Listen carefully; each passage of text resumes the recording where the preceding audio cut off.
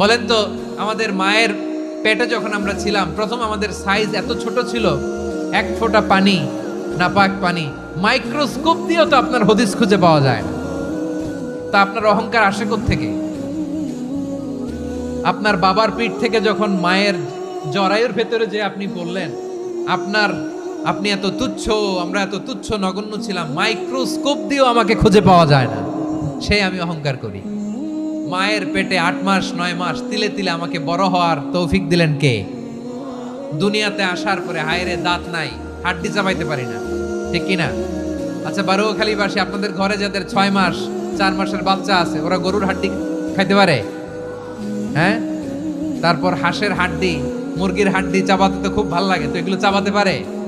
কি দুর্বল দেখছেন, ও কিছু খাইতেও পারে না। ওরে দুধ দিয়ে, তারপরে ওকে আপনার ডাল দিয়ে, সবজি দিয়ে একটা মিক্স